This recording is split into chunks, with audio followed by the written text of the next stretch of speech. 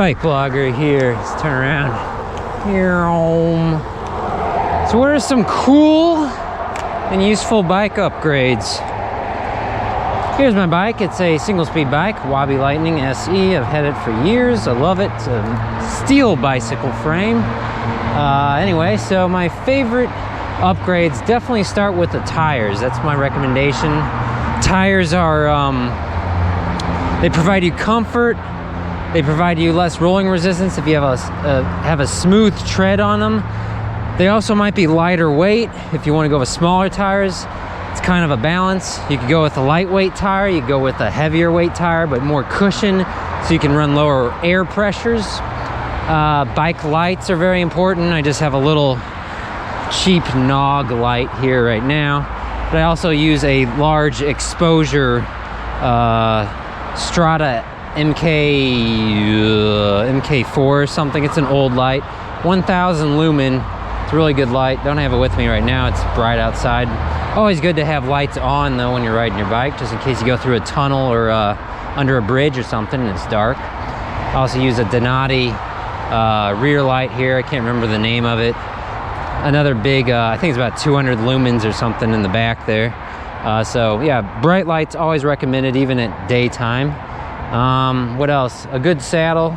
Good saddle might set you back a bit, but something that's comfortable for you. It doesn't have to be, you know, really cushy. It could be a pretty firm, hard saddle. You know, after a long bike ride, you might find a more firm saddle feels better than a really cushy saddle. At least that's my experience on a ride that's between, I don't know, kind of loud here. Let's get going. Between, you know, 20 miles and 100 miles. Haven't really ridden in one swoop, you know, very long distances before. I've gone, I think, maybe 30, 40 miles without getting off the bike, you know, all at one time. Let's see the car coming. He's going that way. Let's go this way. What else? Fenders. I just bought myself some new fenders for my rain bike because the fenders started getting cracked and damaged. I've had the fenders for years, and so I got pretty good use out of them. They ain't cheap though. They cost about I think 50 bucks. They're from Planet Bike. I buy a lot of Planet bike fenders. Not sponsored by them, but I like their stuff, so thought I'd mention that. What else? What else? Pedals are kind of important, but you know, I don't know. I mean, it's kind of up to you. If you want to use clipless pedals, you can do that. Some people think that makes a big difference. It does feel kind of nice riding clipless pedals, but whether it makes you any faster or not, I don't know. I think you're less likely to have an accident and fall over and hurt yourself if you just use regular platform flat pedals like I do. I used to use clipless in some of my older videos, but no longer really. Still got them. I could use them if I wanted to, but I just found some really nice flat pedals. These DMR pedals, I like them a lot because they got a lot of grip to them with the sharp pins, which would be pretty dangerous, you know, if you slip on them and then you hit your shins or something. That's just another type of thing that you gotta watch out for with flat pedals.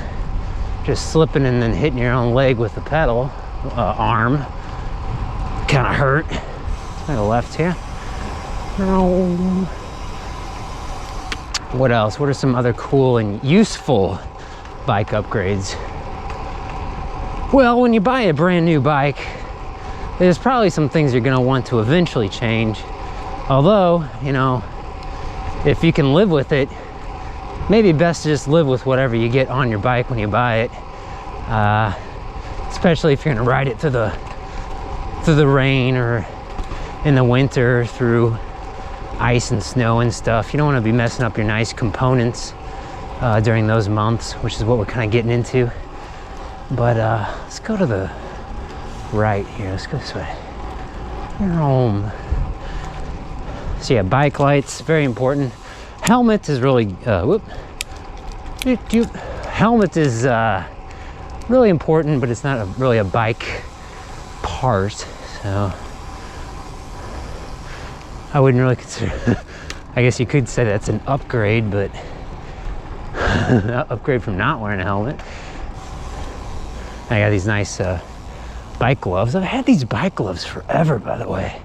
These are Fox Reflex, that's the name of them.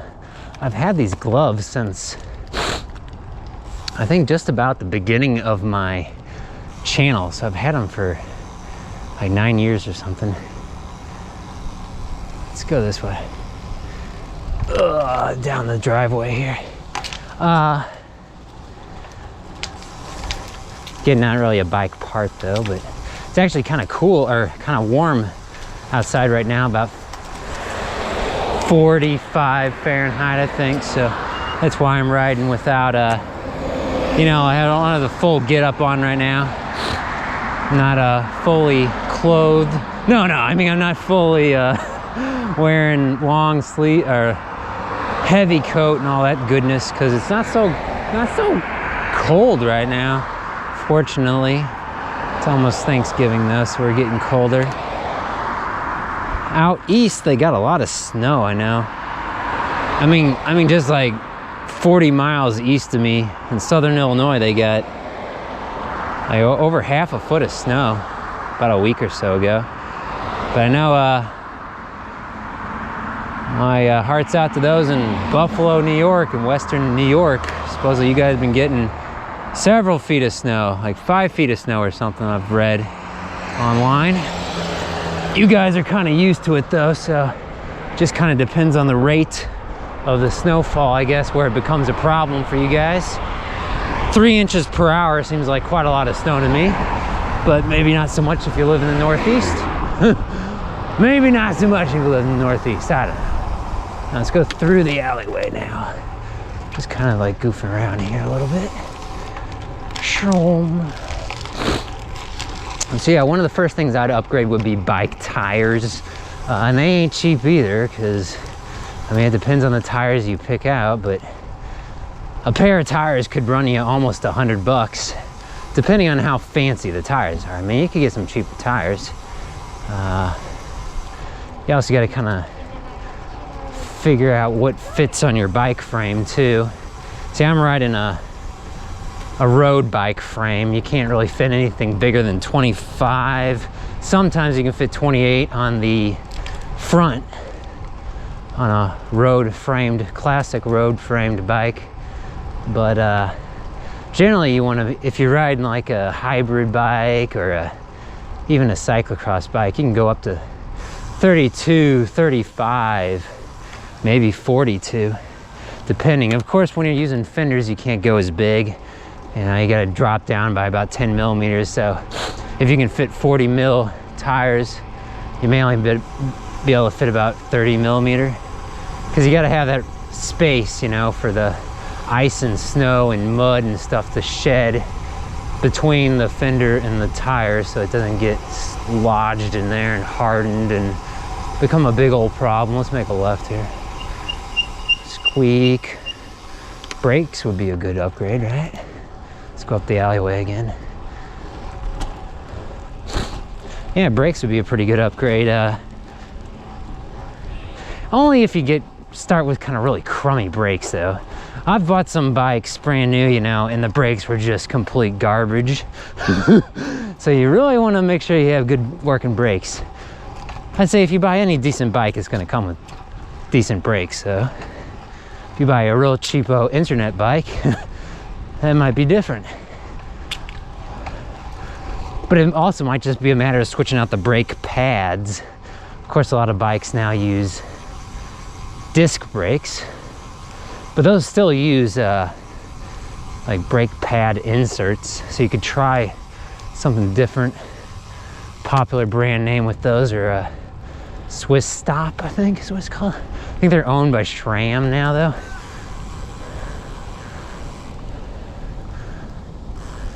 Kind of going in circles, aren't we? Where are you going, BikeBlogger? Where are you going? Need to head west here. Get up to the light. Whew. What else? A mirror. A mirror is a kind of nice upgrade. You know, you can put it out on the end of your handlebar. You can actually put one on your helmet. There's ones you can clip on your helmet. You know, Google it, learn more about it. It's possible. And we're doing the sidewalk now because I don't want to stop. A dash cam would be, or, you know, a bike camera would be kind of a really nice upgrade, cool upgrade. Film your rides and also kind of as evidence if you get hit. But I've been having problems with the GoPro. Some people have suggestions of, like, you know, something that's better than the GoPro. Let me know. I'm sure there's got to be stuff now, right? Is there just nobody competing with GoPro? I don't know. I'm too focused on the brand names. I just gotta buy some cheap knockoff or something, see if it's just as good. Yeah, right here. All right. Kind of circling back to where we started, yeah? There's a person on a bike, little bike.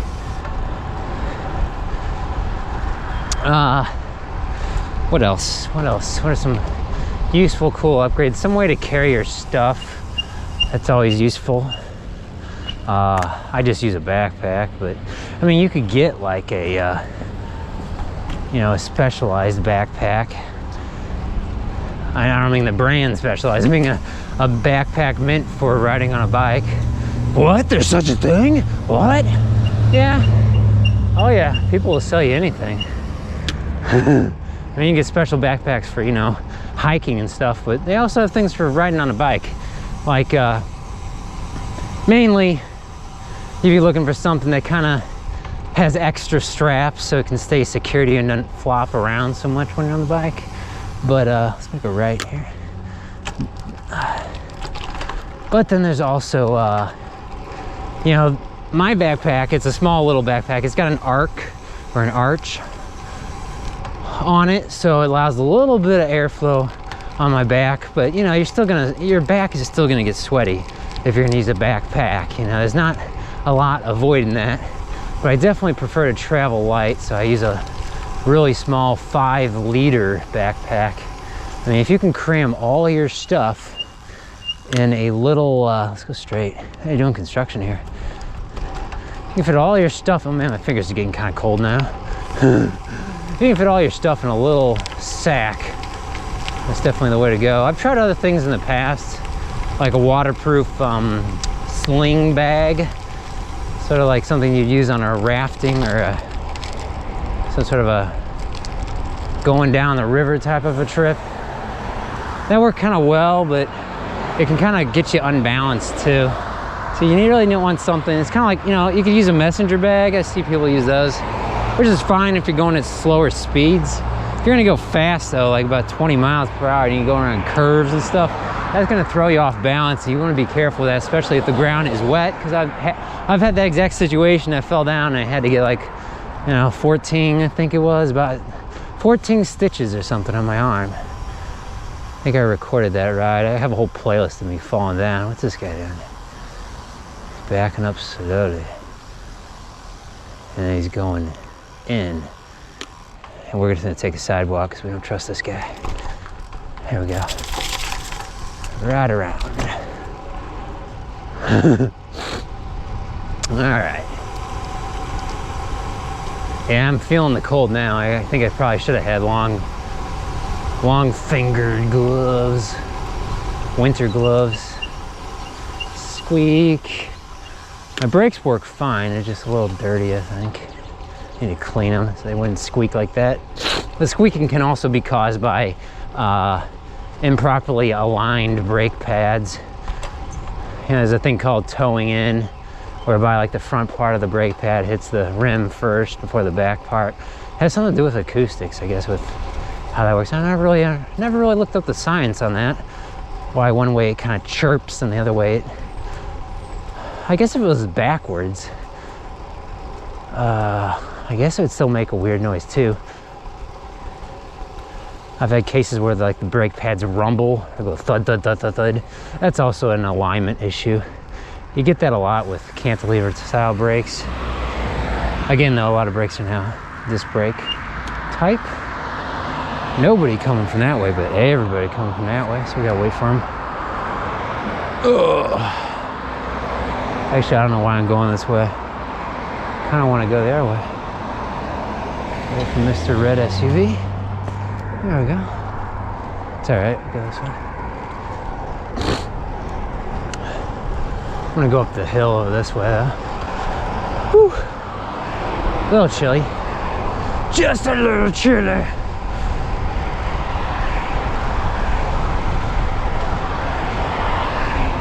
Yeah, so that time of year, people buying gifts and stuff, so things to think about, put on your wish list at least. Or give yourself an upgrade, you know, like get a nicer bike light or something. Always an option. Whew. Make it right here.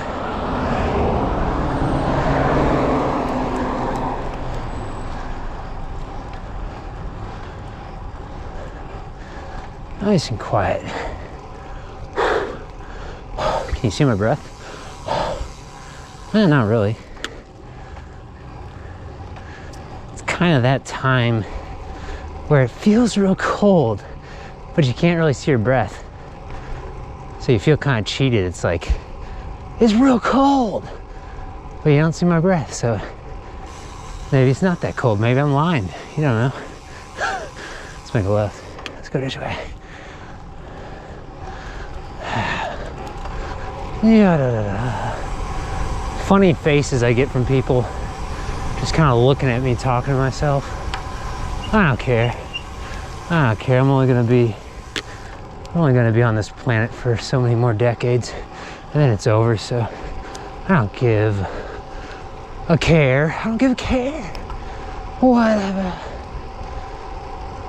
I'll go left here too. Actually, let's do that. Well, never mind.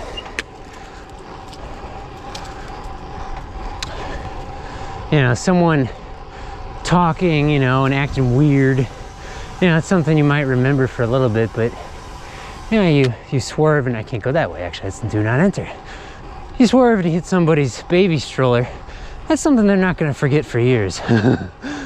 So you don't want to put more negative energy in the universe. Let's make it left. To add to the positive energy. No point in adding to the negative energy. That's my opinion. That's my opinion. Whew. Any other things, BikeBlogger? Any other cool upgrades I've done over the years? Well, you know, I prefer the bullhorn handlebars. I mean, there's a lot of preference sort of style things that, you know, you can swap out your handlebars. That can be a hassle though, because then you gotta change possibly your brake levers, your brake cables, because they might not be long enough, your brakes. You know, if they use special brake levers that only work with certain types of brakes, that have a certain type of pull on them, you know, like a long pull. Like the brakes I'm using here they're short pull, which means they're meant for like, you know, road bike brakes, except I think they use mountain bike brake cable ends. I could be wrong by that. I can't remember. It's been a little while. I might be able to see. Yeah, I can see them. Yeah, it's weird. It's like these brake levers use mountain bike brake cables, but they're connected to road style brakes. Yeah. I think there's just kind of the goofiness of like you find with triathlon bikes that may have only, or time trial bikes that may only have one chain ring, you know, so they're basically one-by bikes, and so they also have other weird mishmash of road and mountain bike components going on them, because they'll typically have a little lower, actually they might have higher gearing, so I don't know, but sometimes there's a little mishmash there. Let's make a left now. Whew.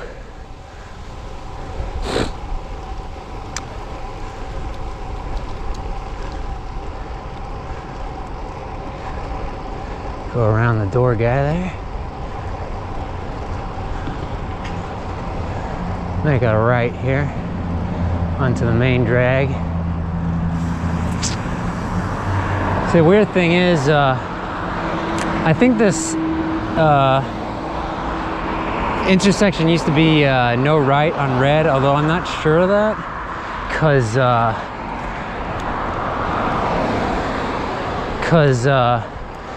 there's like a sign back there. I think it used to say that, but the sign doesn't work anymore. It's a stupid electrical sign, right? Let's put it right here. Actually, I'm gonna spin back around. It's a stupid electrical sign, or it's a solar panel sign or something, I don't know. It's not just a physical, you know, solid sign. I don't know why they use an electrical sign. Maybe because it's easier to see in the dark or something. I mean, you just add more reflectivity to the sign. It used to be, here's a little bit of a history for you. It used to be road signs didn't have much of any reflectivity on them. There's actually multiple different grades actually of reflectivity that road signs have. Typically, like the you know, the fire lane signs are for you know, lower reflectivity. There's a car coming. We see it. Kind of seems like this would be one way, but it's not. It's just a narrow road. And then there's some traffic signs, you know, like a speed limit sign, that have very high reflectivity because they got like a prism little microstructure layering. It's like a sheet on top of the,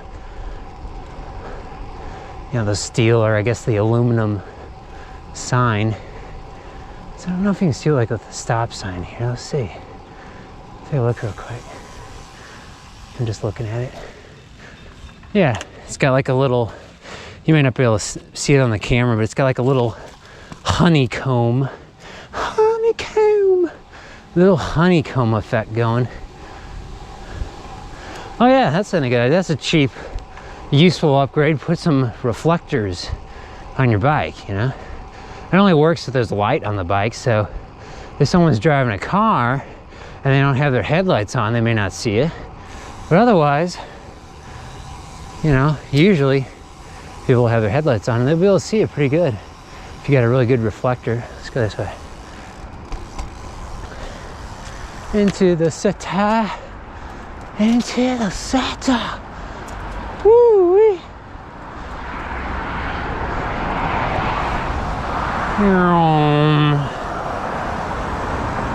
A bike lock is really good. Ideally, you just want to be parking your bike in a secure area though, where like the general public can't get at it, or you just want to keep your eyes on your bike at all times. But yeah, if you want to go with a bike lock and you want to park out in the public street, you look at you know, one of those big locks, at least 13 mil diameter shackles with the double shackle lock on them. A lot of U-locks do that now, but you want at least one of those, and possibly want to consider getting a secondary like a wheel lock of some sort for your front wheel. You'd lock your back wheel to the U-lock, of course. That's standard practice. Going this way now. Get ourselves a little bike lane before the bike lane goes away again. Woo. I just hear my hear my bike running over all sorts of stuff on the road. It's always good to have spare tires and tubes. Get yourself a little bike pump you can carry with you. That's a nice thing to have if you don't already have it.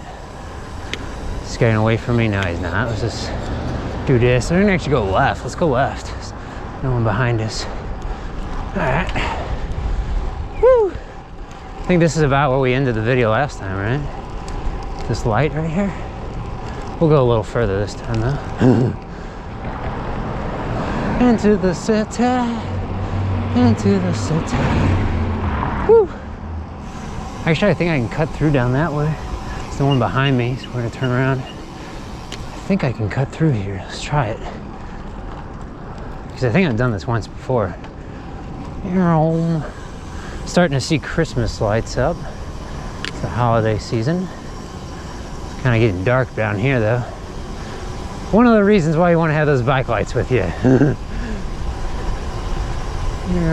So yeah, if you have other ideas, other suggestions of some cool, useful, maybe affordable, cheap bike upgrades, let us know in the comment section below. Thanks for watching. I am BikeBlogger. We'll see you next time. Woo!